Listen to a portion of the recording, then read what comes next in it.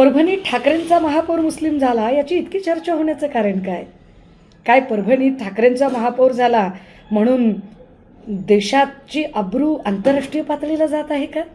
जशी एप्स्टीन फाईलमध्ये मोदीजींचं नाव आल्यामुळे जात आहे, किंवा ठाकरेंचा महापौर झाला म्हणून राज्याच्या देशाच्या सुरक्षिततेवर प्रश्नचिन्ह लागत आहे का?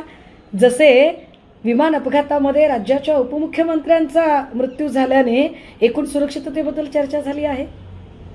कशासाठी नेमकी इतकी परभणीची चर्चा होतीये? अहो, दर निवडणुकीमध्ये परभणीत इतकेच नगरसेवक निवडून येतात, 12 ते 15 मुस्लिम नगरसेवक निवडून येतात, आणि आत्तापर्यंत प्रत्येक वेळेला मुस्लिम नगरसेवक निवडून आल्यानंतर तिथे हिंदू महापौरच झालेला आहे. मग इतक्या वेळा जर हिंदू महापौर झाला आहे तर एक टर्न जर आपण मुस्लिम महापौरांना दिली तर मला असं वाटतं की संविधानिक संसदीय लोकशाहीला अनुसरून तो निर्णय आहे.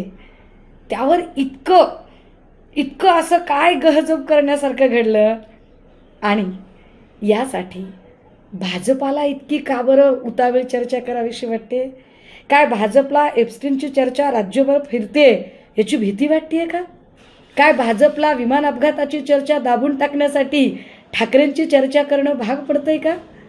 मुळात सय्यद इक्बाल जे आमचे महापौर झालेले आहेत ते कुठल्या तरी तडीपारीच्या, खंडणीच्या, ईडीच्या गुन्ह्यात गुन्हेगार आहेत का? तसं असेल तर आपण त्यांचं महापौरपद रद्द करूया. त्यांचं नाव एप्स्टीन फाईलमध्ये आलेलं आहे का? तसंही असेल तर त्यांचं आपण महापौरपद रद्द करूया. ते एखादे राष्ट्रविघातक कृत्य केलेलं आहे का त्यांनी? असं काहीच नाहीये. मग फक्त मुस्लिम आहेत म्हणून? अरे पण RSSच्या कार्यक्रमात सलमान खान आले, त्याचं तर कौतुक झालं. मग सलमान खान आणि सय्यद इक्बाल या दोघांमध्ये गुणात्मक फरक कसा काय आहे बरं?